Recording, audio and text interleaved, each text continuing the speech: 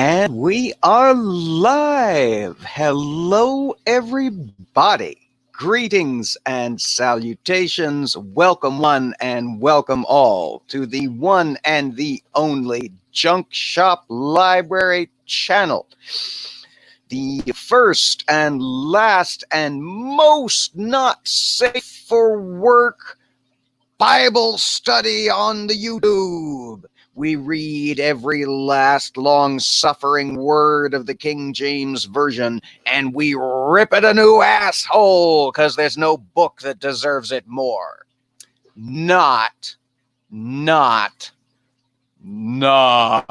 for children.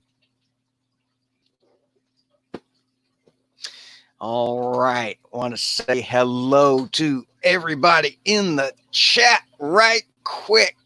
We got Critical Cripple Dave. We got Doc Fearsome. We got Morton Nielsen. Drive safe, my friend.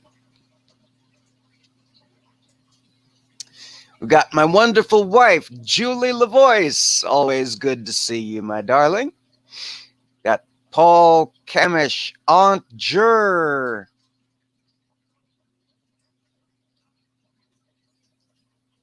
Morton said it's the beginning of a whole new chapter. There better be loads of smiting. Yeah, here's hoping. And hopefully there's a little more than there was in the last book. Jesus Christ. Godless Granny in the chat. Hello. Always so wonderful to see you. BrainBug. Greeting to the Hive, my friend. Amiga Nuts creeping in at the last absolute minute.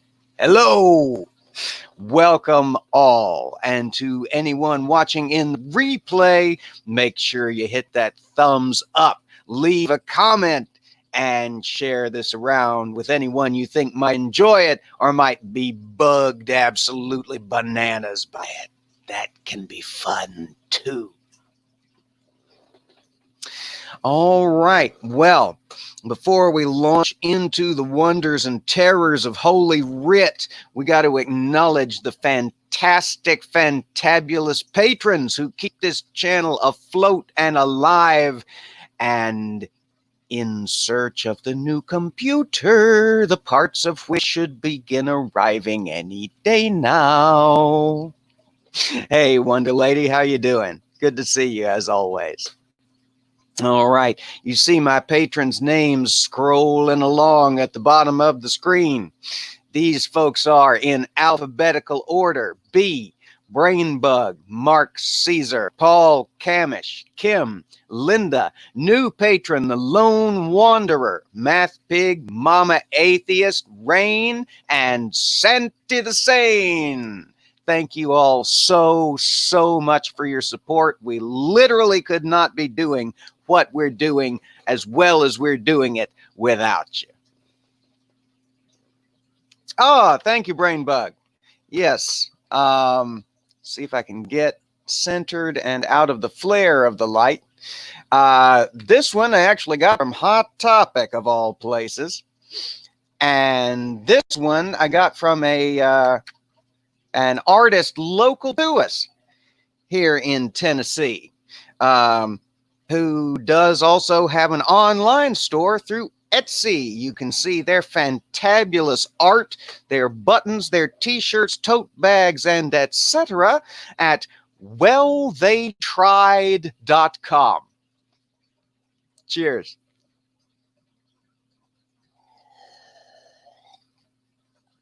Ricardo Oliveira, hello, my friend. Fantastic to see you as always. Dave points out that he's not convinced this is going to be cheery. Well, I'm not either, since it is a book of prophecy we're going to be cracking open today. But we shall see. We will be launching today, having shaken the dust of 2nd Chronicles off our feet last time, into the book of the prophet Ezra, of which I have absolutely, positively no recollection whatsoever from my Sunday school and church and days, and I dare say most of y'all don't either. We are bringing the improv for Improv Bible study today. Hey, Math Pig. Yes, it is. I do, in fact, own a denim jacket. It's warm. Shut up.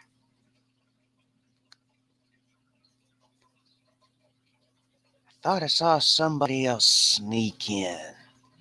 Godless Sewing. Hello, my friend. Always good to see you, as always. And Edward is here.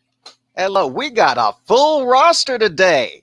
Welcome one and welcome all. All right. Well, I think I'd done procrastinated long enough. Here we go.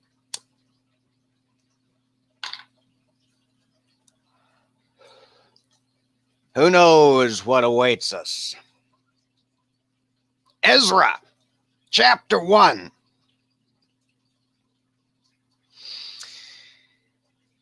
In the first year of Cyrus, king of Persia, that the word of the Lord by the mouth of Jeremiah might be fulfilled, the Lord stirred up the spirit of Cyrus, king of Persia, that he made a proclamation throughout all his kingdom, and put it also in writing, saying, Thus saith Cyrus, king of Persia, the Lord God of heaven hath given me all the kingdoms of the earth, and he hath charged me to build him an house at Jerusalem, which is in Judah. Who is there among you of all his people? His God be with him, and let him go up to Jerusalem, which is in Judah, and build the house of the Lord God of Israel. He is the God, which is in Jerusalem. And whosoever remaineth in any place where he sojourneth, let the men of his place help him with silver, and with gold, and with goods, and with beasts, beside the freewill offering for the house of God that is in Jerusalem. Then rose up the chief of the fathers of Judah and Benjamin, and the priests, and the Levites, with all them whose spirit God had raised, to go up to build the house of the Lord which is in Jerusalem. And all they that were about them strengthened their hands with vessels of silver, with gold, with goods, and with beasts, and with precious things, beside all that was willingly offered. Also Cyrus the king brought forth the vessels of the house of the Lord, which Nebuchadnezzar had brought forth out of Jerusalem, and had put them in the house of his gods. Even those did Cyrus king of Persia bring forth by the hand of Mithridath the treasurer, and numbered them unto Sheshbazzar the prince of Judah. And this is the number of them: 30 chargers of gold, 1,000 chargers of silver, 29 knives, 30 basins of gold, silver basins of a second sort, 410, and other vessels, 1,000. All the vessels of gold and of silver were 5,400. All these did Sheshbazzar bring up with them of the captivity that were brought up from Babylon into Jerusalem. And that's the end of chapter 1. All right.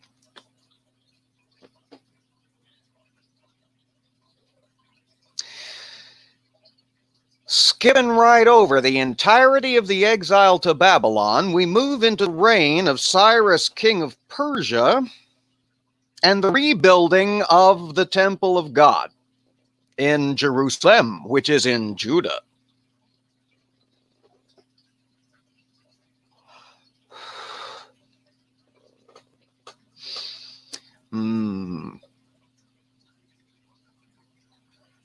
Let's see here.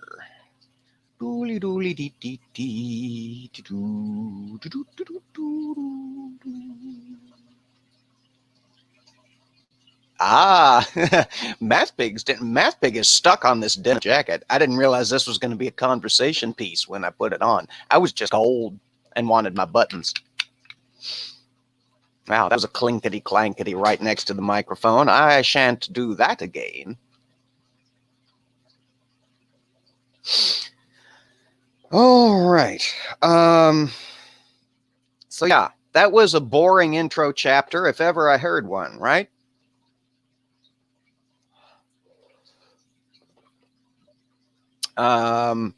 Just laying out what's apparently going to happen in the rest of the book of Ezra. Aunt Jura says, where are my glasses? I don't know. We had to rearrange some stuff right here around the studio. And in the process, my glasses seem to have wandered off. I have looked and searched. High and low have I searched and have I looked. No glasses. Couldn't find any of my other pairs either. I've got like 7.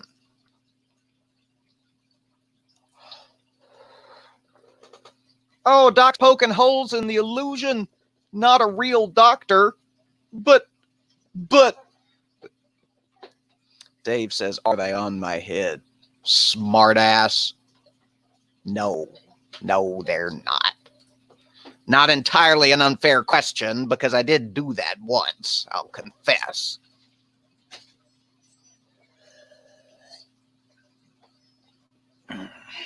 More construction. Yeah, exactly. You don't even want to know what I glimpsed over in chapter 2. All right, so nothing to get your teeth into in chapter 1. Try though we might. Oh, yeah, let's dox ourselves and put our real names and addresses on the stream. First part. That was right. So I got really excited. I apologize to her. Oh, dear. Paul says, are they in my jacket pocket? I don't. You know, that's one place I didn't look. Got my little notebook. Got a business card. Nope. All right. Well, so chapter 2 it is. Because ain't nothing in chapter 1 except more enumeration of the shit that Nebuchadnezzar stole when he knocked down the temple and carried away the people and the valuable shit.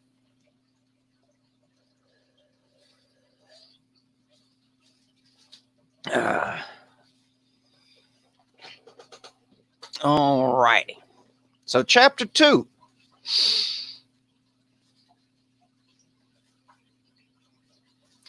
Now these are the children of the province that went up out of the captivity, of those which had been carried away, whom Nebuchadnezzar the king of Babylon had carried away unto Babylon, and came again unto Jerusalem and Judah, every one unto his city, which came with Zerubbabel, Jeshua, Nehemiah, Seraiah, Realiah, Mordecai, Bilshan, Mizpar, Bigvai, Rehum, Baanah.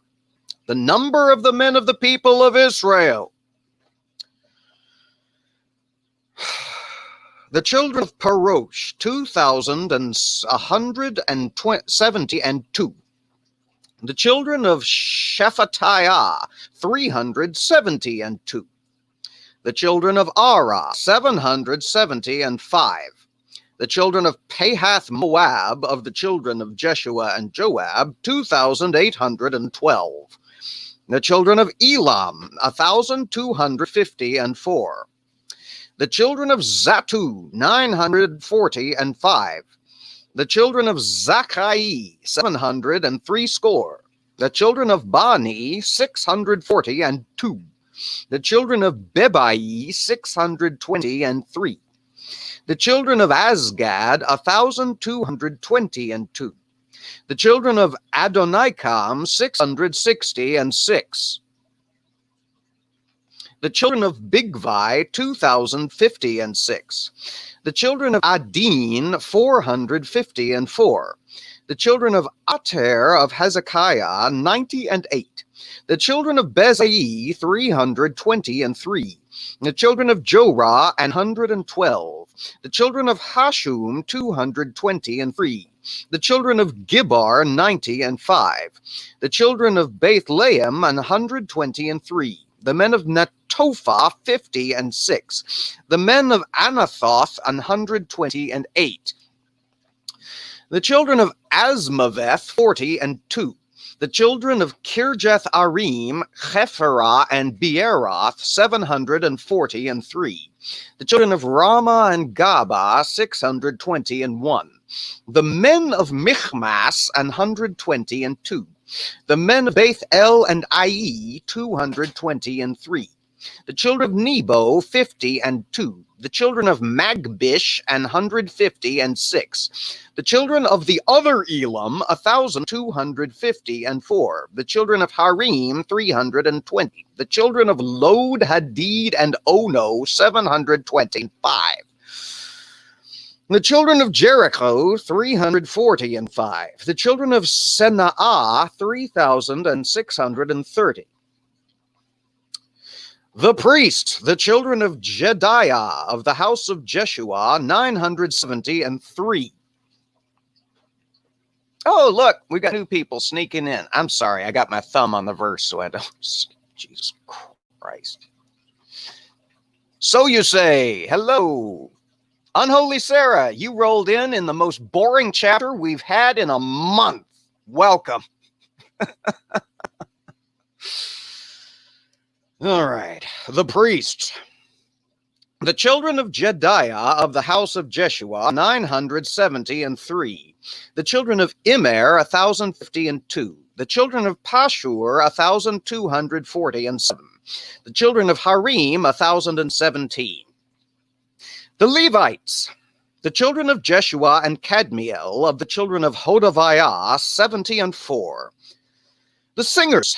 The children of Asaph, 128. The children of the porters, the children of Shallum, the children of Ater, the children of Talmon, the children of Akub, the children of Hatita, the children of Shobai, in all 139.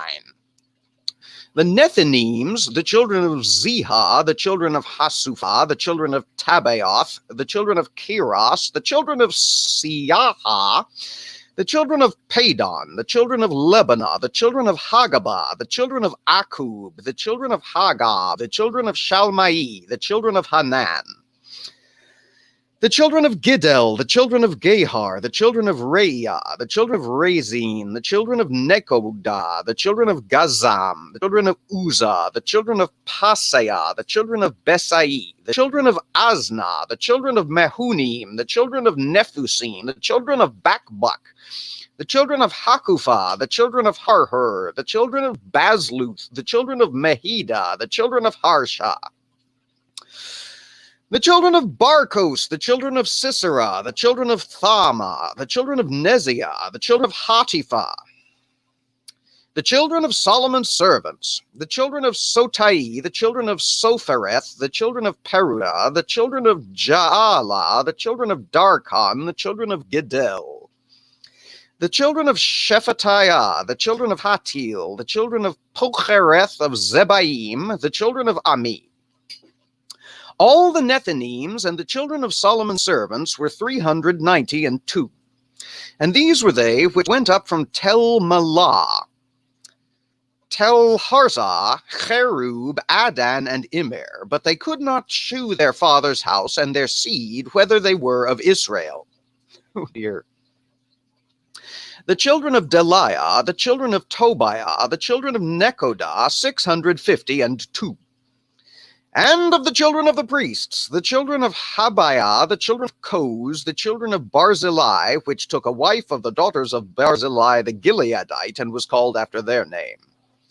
These sought their register among those that were reckoned by genealogy, but they were not found. Therefore were they, as polluted, put from the priesthood. And the Tirshatha said unto them that they should not eat of the most holy things till there stood up a priest with Urim and with Thummim. Whole congregation together was 42,303. Beside their servants and their maids, of whom there were 7,337, and there were among them 200 singing men and singing women. Their horses were 736, their mules 245, their camels 435, their asses 6,720. And some of the chief of the fathers, when they came to the house of the Lord, which is at Jerusalem, offered freely for the house of God to set it up in his place. They gave, after their ability, unto the treasure of the work, 61,000 drams of gold, and 5,000 pound of silver, and 100 priests' garments. So the priests and the Levites and some of the people and the singers and the porters and the Nethinims dwelt in their cities, and all Israel in their cities. And there we have the absolutely fucking riveting second chapter of Ezra.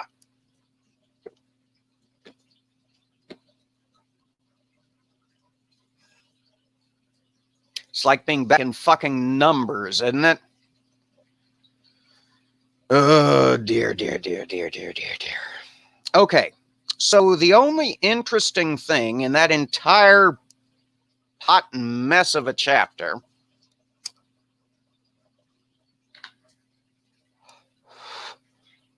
is that somewhere along the way, during the Babylonian exile, some of the genealogies got lost.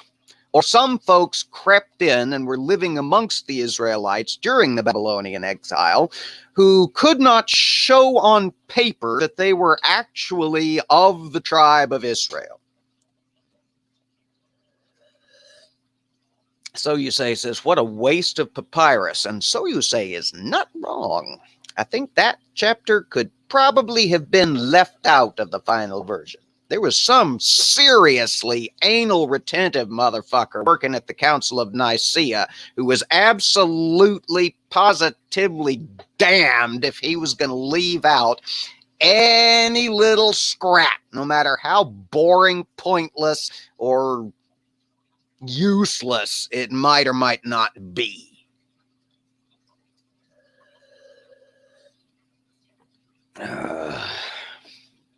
All right.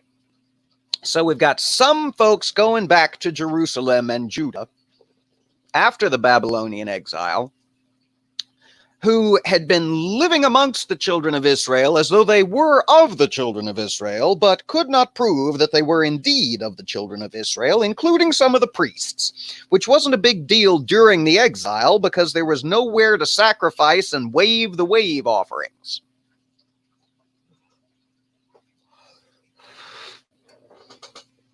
Unholy Sarah says, this dude must have been fun at parties. No shit. How's that for a party trick? Well, I can recite the entire genealogies of the children of Israel and not who came back from the Babylonian exile and their numbers, including the one that was numbered 666.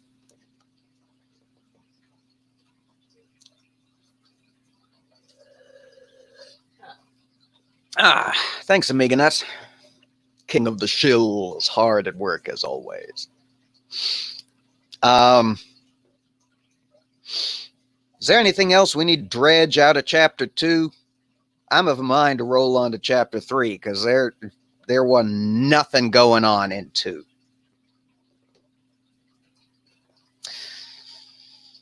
Seeing none, which I knew I wouldn't because y'all know my StreamYard's chat is abominably slow and it's going to be 3 full fucking minutes before I see anything y'all say.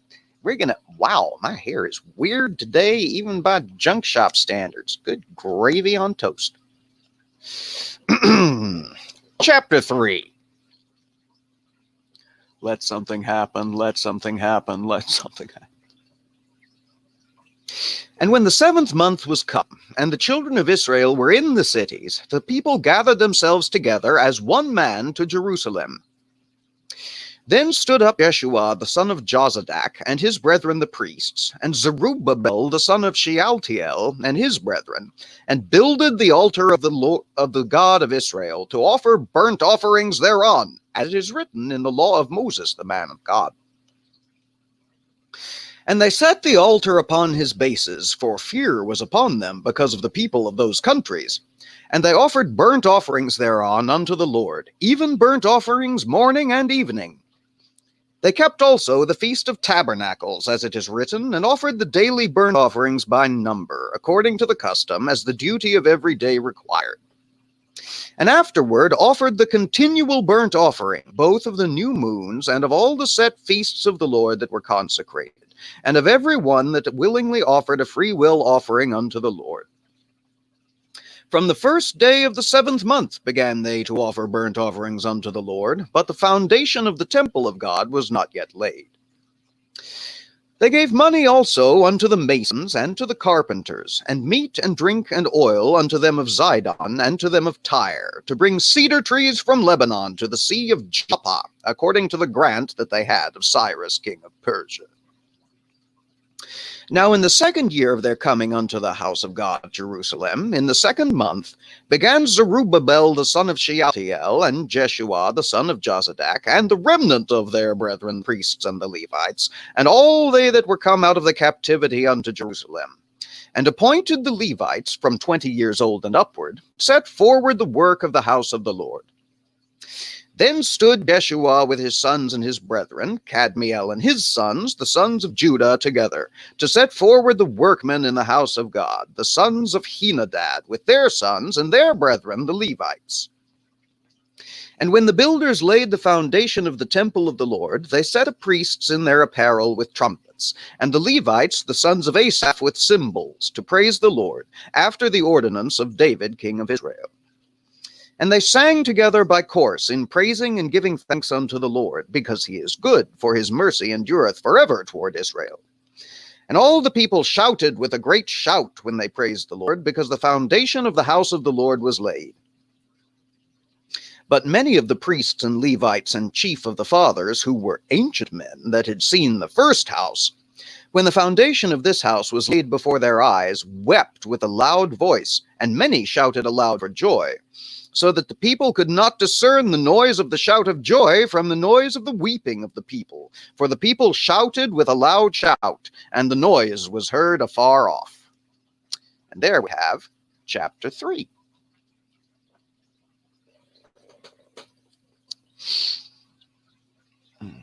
All right. I saw that chat blurring by. Let's see what we got.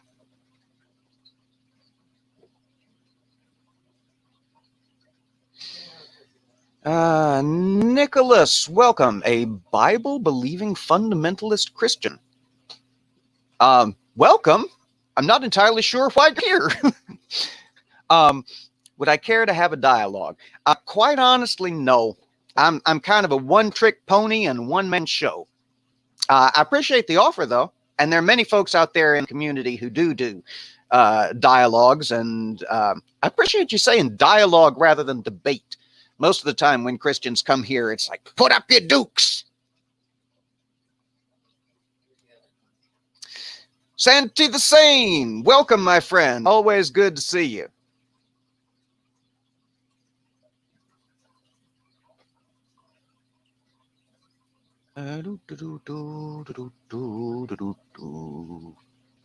Oh, that's all right, Sandy. We haven't been going very long. Little under half an hour, and announcements and me blathering on takes up the first 15 minutes of the time. Nicholas asks, what's my rational case and basis for atheism? Little bit off top, not anything to do with the book of Ezra.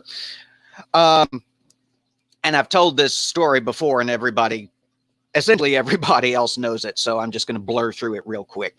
It was the logical collapse of the doctrine of hell. The concept of infinite punishment for finite crime makes no logical sense, and a God who would enforce it and come up with it to begin with, for that matter, is either completely immoral, totally irrational, or just so fucking bad at math as not to be worth paying any attention to begin with. And there went the whole house of cards.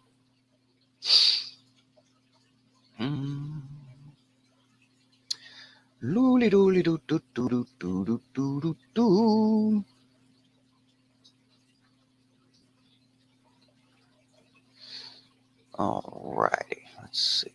That was, yeah, Unholy Sarah says, that was a lot of ways to say they were loud. Yes. All right. So we, Ezra must not be a very long book because we're making leaps and bounds through time. Oh, it's only 10 chapters. Shit. Okay. So in the space of the first couple of verses, we covered the first year of the return from the Babylonian exile, and the building of the reinstatement of the various burnt offerings, including the continual one, morning and evening. And then we jump ahead a year to when the foundation of the new temple was laid, and there were some folks who were so fucking old that they had been at least alive and of an age to remember seeing the magnificent old temple, the Temple of Solomon, before Nebuchadnezzar tore it down and carried the people away in exile to Babylon.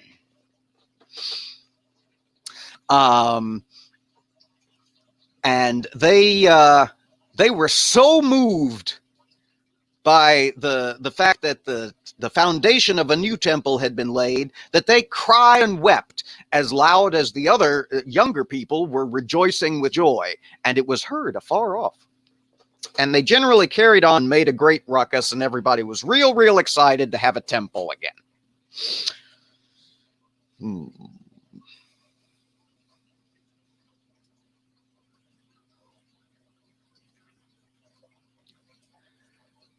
Yeah, Julie says, yes, the book is verbose and needlessly repetitive. Oh, yeah. Yeah, it is. Yes, it is.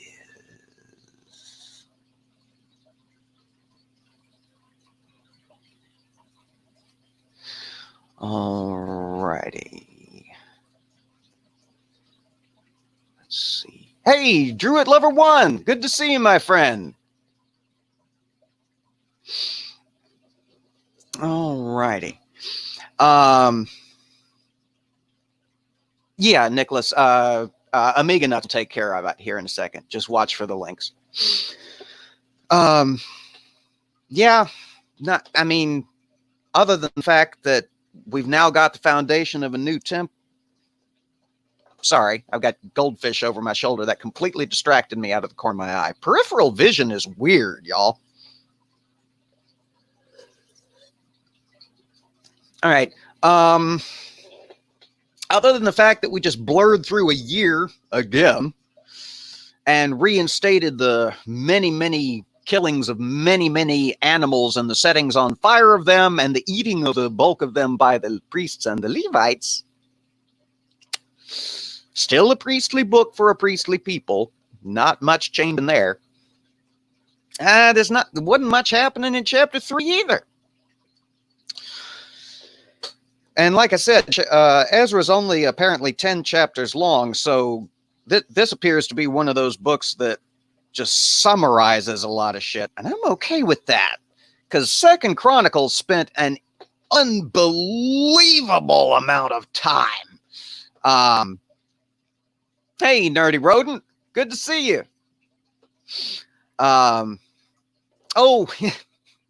thank you, Druid Lover. Yes, that's my Han Solo and carbonite coffee mug. Somebody very special gave that to me for, what was it, darling? Christmas?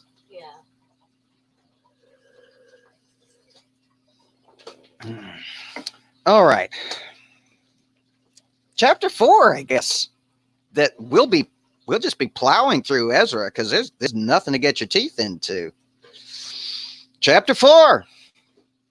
Now when the adversaries of Judah and Benjamin heard the children of the captivity builded the temple unto the Lord God of Israel, they came to Zerubbabel and to the chief of the fathers, and said unto them, Let us build with you, for we seek your God, as ye do, and we do sacrifice unto him since the days of Esarhaddon king of Assur, which brought us up hither.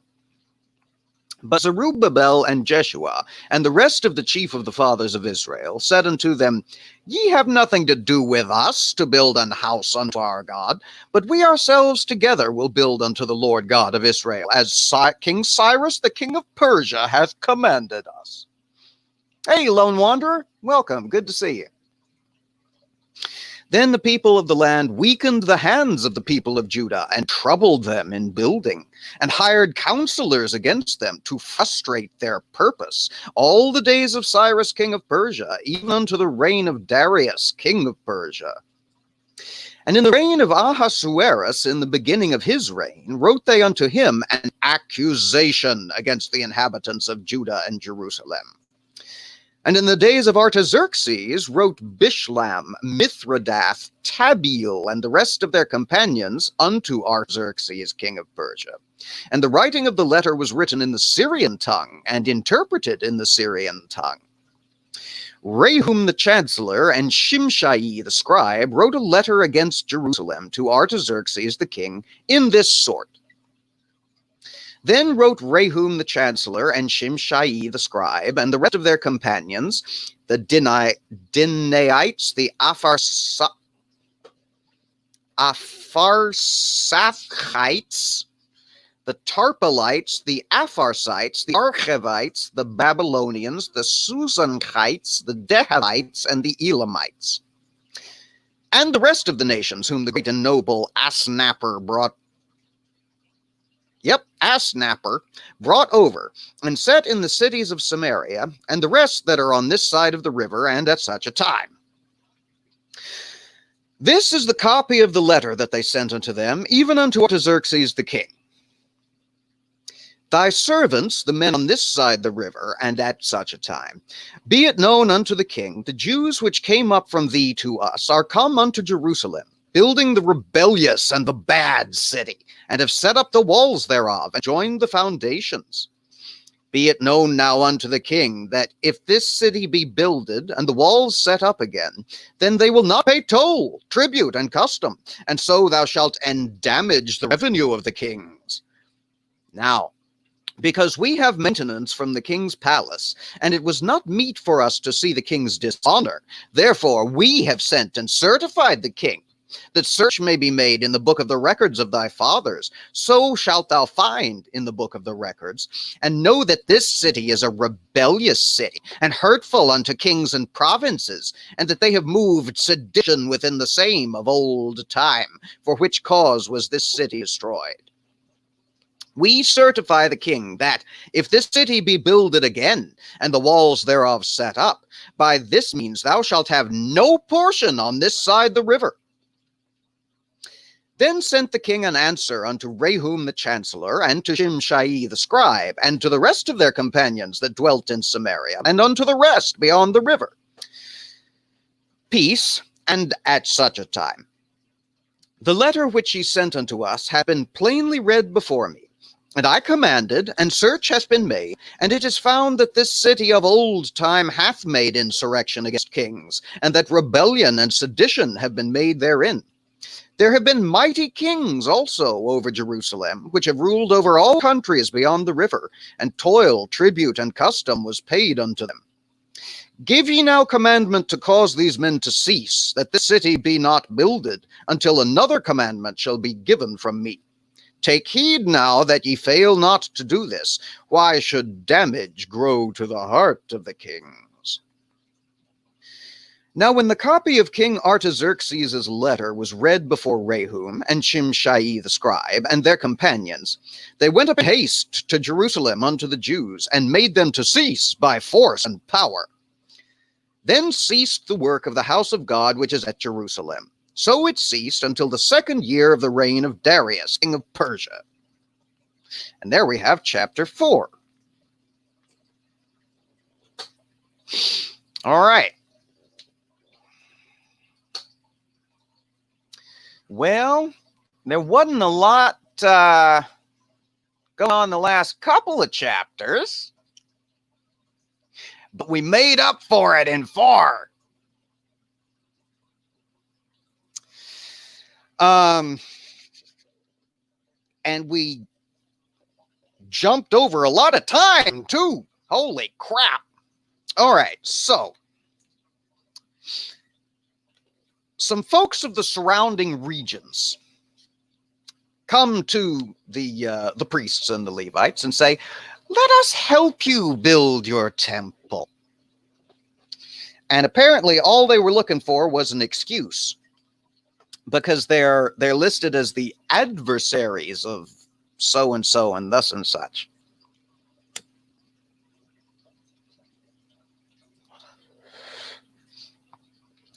And so they come to Jerusalem and they say, let us help you.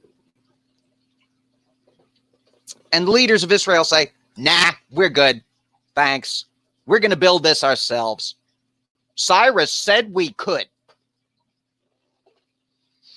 So they run off and do absolutely nothing for the reign of 2.5 kings.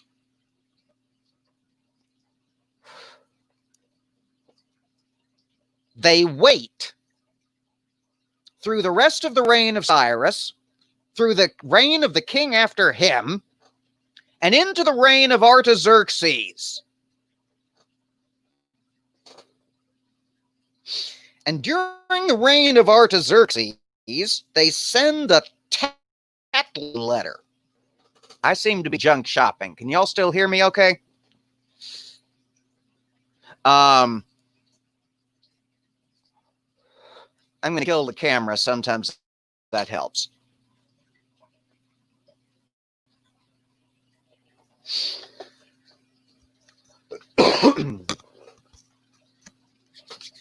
Okay.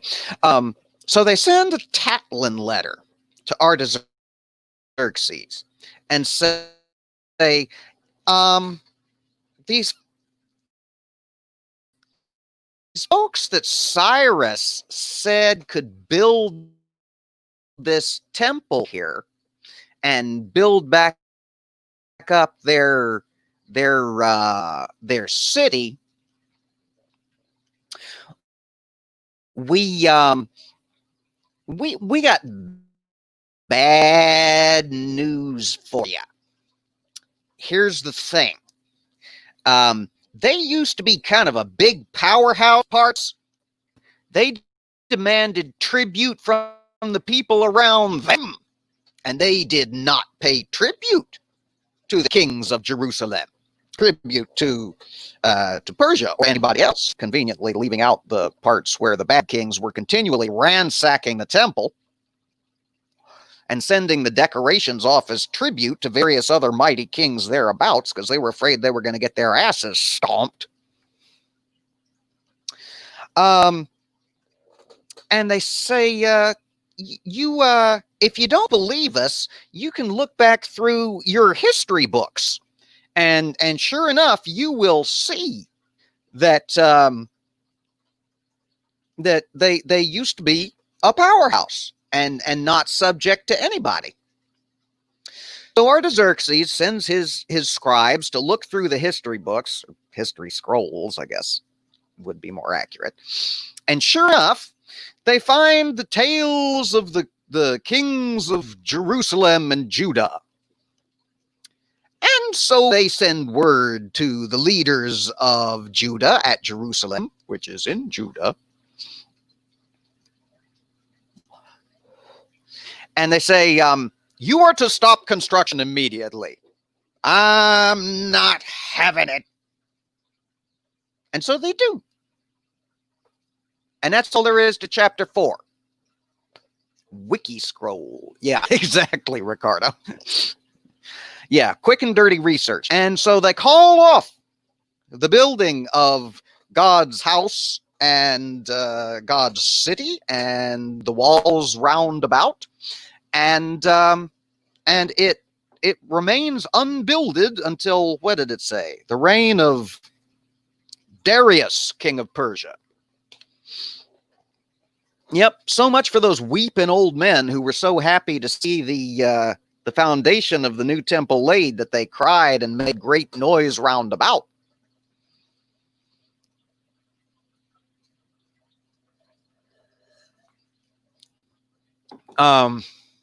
Yep, Too bad for them.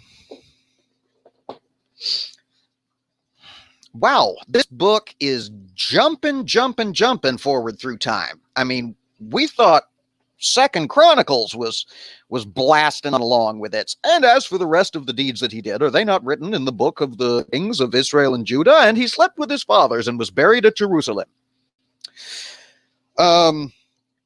This one, we're not even doing that. We're leaping forward generations at a time. Oh yeah, there was also, who was it before Artaxerxes? It's a name I should remember because there's other stories. Dooley. Ahasuerus. They in the space of one verse, they skip entirely over the reign of Ahasuerus, which was kind of eventful, if you remember. Because Ahasuerus was king during the time in the story of Esther took place. And it was an eventful little time for the people of Israel. They got a whole holiday out.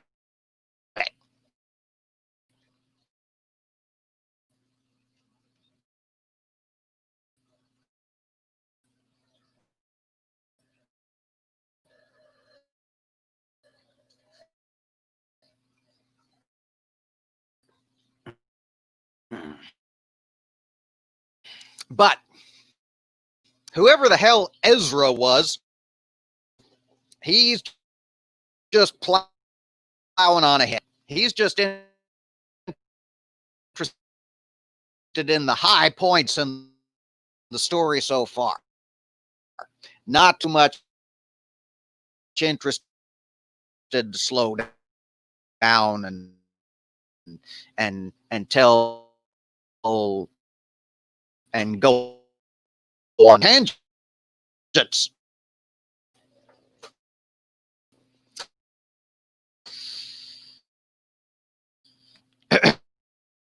Maybe I should learn from Mr. Ezra.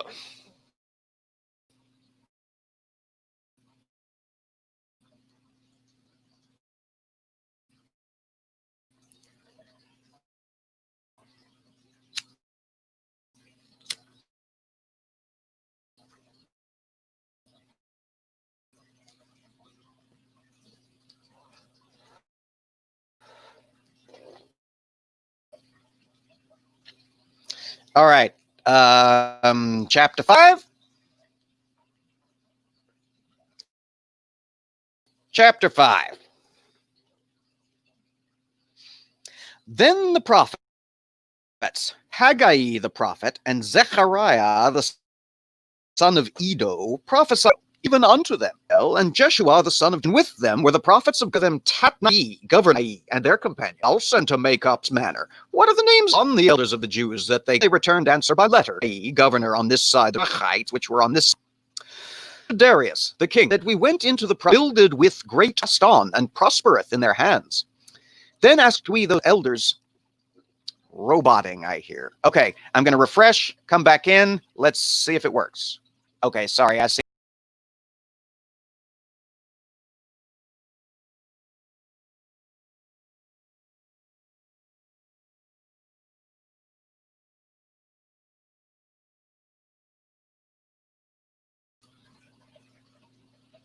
Okay, are we back? I'm back. Are we back?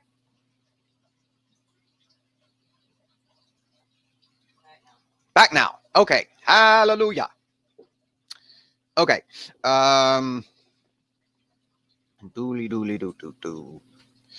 Be it known unto the king that we went into the province of Judea, to the house of the great God, which is builded with great stones, and timber is laid in the walls, and this work goeth fast on, and prospereth in their hands. Then asked we those elders, and said unto them thus, Who hath commanded you to build this house, and to make up these walls? We asked their names also, to certify thee, that we might write the names of the men that were chief of them. And thus they returned us answer, saying, We are the servants of the God of heaven and earth, and build the house that was builded these many years ago, which a great king of Israel builded and set up. But after that our fathers had provoked the God of heaven unto wrath, and he gave them into the hand of Nebuchadnezzar, the king of Babylon, the Chaldean, who destroyed this house and carried the people away to Babylon. But in the first year of Cyrus, the king of Babylon, the same King Cyrus made a decree to build this house of God. And the vessels also of gold and silver of the house of God, which Nebuchadnezzar took out of the temple that was in Jerusalem and brought them into the temple of Babylon, those did Cyrus the king take out of the temple of Babylon, and they were delivered unto one whose name was Sheshbazzar, whom he had made governor, and said unto him, Take these vessels, go, carry them into the temple that is in Jerusalem, and let the house of God be builded in his place. Then came the same Sheshbazzar, and laid the foundation of the house of God which is in Jerusalem, and since that time, even until now, hath it been in building, and yet it is not finished. Now, therefore, if it seem good to the king, let there be search made in the king's treasure house, which is there at Babylon, whether it be so, that a decree was made of Cyrus the king to build this house of God at Jerusalem, and let the king send his pleasure to us concerning this matter. And that's chapter 5.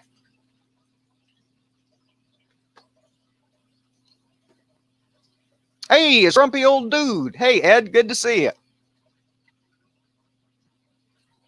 And Amber, hello.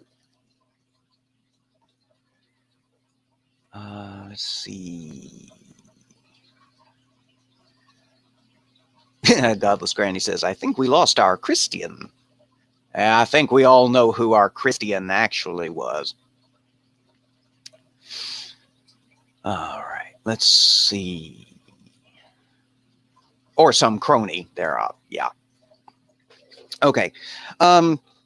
So more letter writing. Hooray! Nothing's as exciting as letter writing is. Okay, so so they start building again. And some asshole goes tattling to the king of Persia. Because there's always some asshole. Hey, Stool, good to see you. And yeah, some asshole goes and tattles to to the king and says, they're building again. They're building again. And the king sends a letter back and says, why are you building again? And they say, Cyrus told us it was okay. Check the records. Check the records. 2 kings ago, Cyrus said it was okay. And we were kind of hoping you wouldn't get word that we were doing this again, because I know you told us not to, but we're doing it again. We're building this temple. But Cyrus said it was okay. Way back yonder 2 kings ago.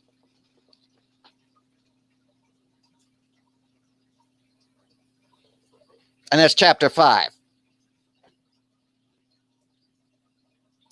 Tattle, tattle. Dad said it was okay. Awesome. At least something's happening. We hadn't had any fucking smiting in I don't know how many generations at this point, but... Ooh, Ricardo, say it not aloud. It's like Nosferatu. If you say it aloud, he comes out of the dark.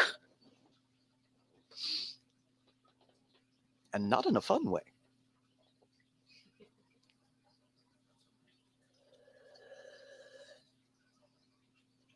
Okay. Not a lot to get your teeth into yet again. I'm starting to think I know why the book of Ezra wasn't hammered into us in Sunday school and churching days. Because ain't nothing to hammer into you.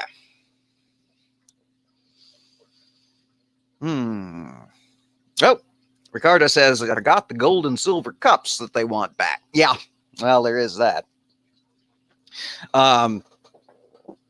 Yeah, they say, not only did Cyrus tell us we could build our temple again, he told us we could have our fancy shit back. Cyrus said it was okay. Look it up. That's why we've got all our fancy shit that you're accustomed to having in your temple, because Cyrus gave it to us.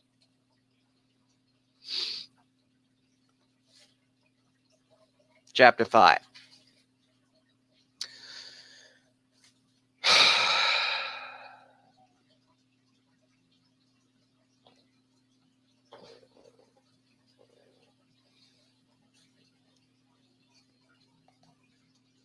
Shall we do 6? We've been going an hour. Shall we go on to 6? We've had a lot of new folks stream in over the course of the last chapter or two, so figure we can keep on rolling. All right, 6. Then Darius the king made a decree, and search was made in the house of the rolls, where the treasures were laid up in Babylon. And there was found at Achmetha, in the palace that is in the province of the Medes, a roll, and therein was a record thus written. In the first year of Cyrus the king, the same Cyrus the king made a decree concerning the house of God at Jerusalem. Let the house be builded, the place wherein they offered sacrifices, and let the foundations thereof be strongly laid, the height thereof 80 cubits, good God in heaven, and the breadth thereof 80 cubits, with 3 rows of great stones and a row of new timber, and let the expenses be given out of the king's house. And also let the golden and silver vessels of the house of God, which Nebuchadnezzar took forth out of the temple which is at Jerusalem, and brought to Babylon, be restored, and brought again unto the temple which is at Jerusalem, every one to his place, and place them in the house of God. Now therefore, Tatnai, governor beyond the river, Shethar-boznai, and your companions the Apharsachites, which are beyond the river, be ye far from thence. Let the work of this house of God alone. Let the governor of the Jews and the elders of the Jews build this house of God in his place. Moreover, I make a decree what ye shall do to the elders of these Jews for the building of this house of God, that of the king's goods, even of the tribute beyond the river, forthwith expenses be given unto these men, that they be not hindered. And that which they have need of, both young bullocks and rams and lambs, for the burnt offerings of the God of heaven, wheat, salt, wine, and oil, according to the appointment of the priests which are at Jerusalem. Let it be given them day by day without fail, that they may offer sacrifices of sweet savors unto the God of heaven, and pray for the life of the king and of his sons. Also I have made a decree that whosoever shall alter this word, let timber be pulled down from his house, and being set up, let him be hanged thereon, and let his house be made a dunghill for this. And the God that hath caused his name to dwell there destroy all kings and people that shall put to their hand to alter and to destroy this house of God which is at Jerusalem. I, Darius, have made a decree. Let it be done with speed. Then Tatnai, governor on this side the river, Shethar-boznai and their companions, according to that which Darius the king had said, so they did speedily. The elders of the Jews builded, and they prospered through the prophesying of Haggai the prophet and Zechariah the son of Iddo. And they builded and finished it, according to the commandment of the God of Israel, and according to the commandment of Cyrus and Darius and Artaxerxes, king of Persia. And this house was finished on the 3rd day of the month Adar, which was in the 6th year of the reign of Darius the king. And the children of Israel, the priests and the Levites, and the children of and the rest of the children of the captivity, kept the dedication of this house of God with joy. Offered at the dedication of this house of God 100 bullocks, 200 rams, 400 lambs, and for a sin offering for all Israel, 12 he-goats, according to the number of the tribes of Israel.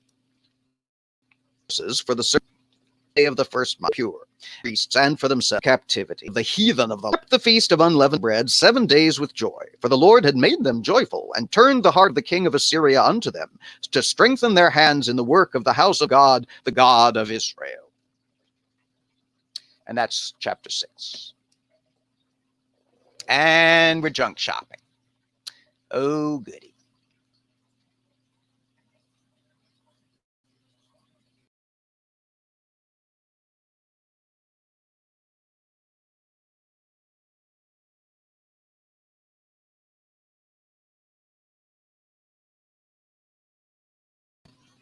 All right. Are we back? Are we back? Are we junk shopping?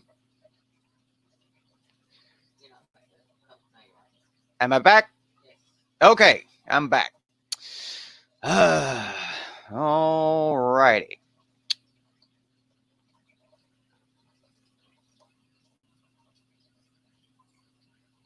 Okay, good, good, good. All right, so Darius, having been told to go look it up, goes and looks it up. And sure enough, finds a scroll wherein it was written that Big Daddy Cyrus did indeed say this was okay. And not only was it okay, but that whosoever should try to make it not okay, his house should be torn down, made into a gallows upon which he should be hanged.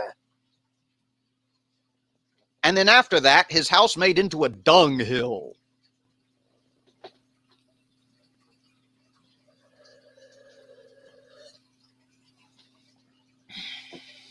All right. So the king says, well, seems that Big Daddy Cyrus said it was okay. Send word to the governor. So they send word to the governor. Say, well, the king says that they looked it up and Big Daddy Cyrus said it was okay. The governor says, well, who are we to stand in the way of Big Daddy Cyrus? And so they build the temple again. And we jump forward to the time when the temple is builded up and the Passover is reinstated. And they offer a huge fuck-off burnt offering and keep the Passover and do a sin offering to cover all 12 tribes of Israel, including half Manasseh. And then a note.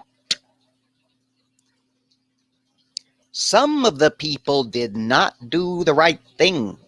Some of the people did not separate themselves from the filthiness of the heathen of the land. I have a strong suspicion that that's the origin story of what will come to be known in New Testament times as Sumerians. Because that's how the Samaria got started. It was the folks who had been left behind during the exile to Babylon, the elderly and the infirm, who had then proceeded to mingle their blood with the blood of the heathen of the land.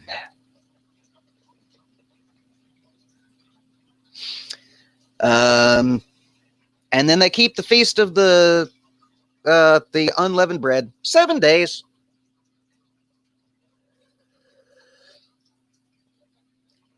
And they hope they're back on the right track, both with their overlords in Babylon and Syria, and with the God of heaven. Man, I'm going to get whiplash just blurring through time like this. This is fucking ridiculous. All right. We've been going 1 hour and 4. Let's see. 8 and 10 are both long. So I'm going to do 7, and then next time we'll do 8, 9, and 10. And it's only going to take us 2 sessions to get through the book of Ezra. I kind of like this. I like these short books. Screw 2nd Chronicles. Burn it to ash and throw it in the lake.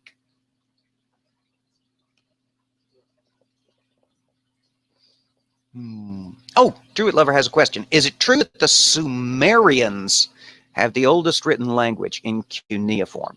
I know that cuneiform is the oldest known written language because if memory serves, while it's possible the Easter Islanders, no, that can't be right. That would be, I'm sorry, I'm losing my mind. I'm trying to run two tracks in my head at the same time, and both of them are crashing into people on the tracks. To the best of my recollection, yes, cuneiform is the oldest known surviving written language. I'm drawing a blank on the name of the people that first came up with it, but the Sumerians sound right. If memory serves, the Epic of Gilgamesh is the first known written work that has survived down to this day. We've actually got a library here in town that has this ginormous fuck off ostentatious display out front where it's got these huge cement broken columns, and carved into them are excerpts from various important documents throughout history. And one of them is the first chapter of the Epic of Gilgamesh in cuneiform that winds round about Serpentine. God's Granny points out that there were Chinese written characters. Yes, true. And I don't know what the age difference between those two would be. That would be a research project that I do not know.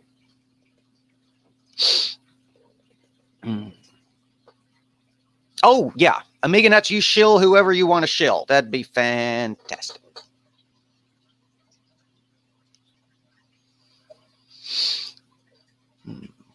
Oh, yes. Oh, we got to throw this up on the screen because, yes, thank you so much. Julie says, thank you to patrons and anonymous donors that made this acquisition possible. She's talking about the parts for the new computer, the first of which just arrived today in the post.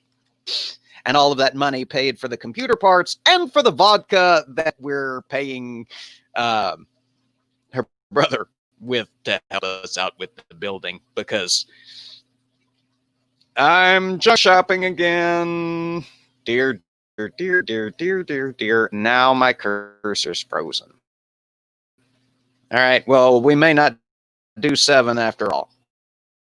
This is getting excessive. The junk shopping here.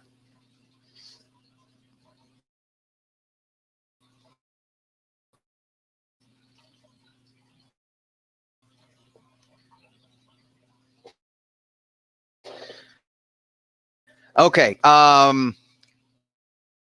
Jesus Christ, this is fucking ridiculous.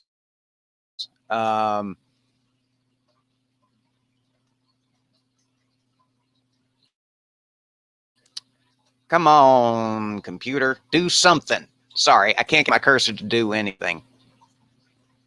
It's stuck. All right, I'm going to kill the camera. I'm going to try to anyways.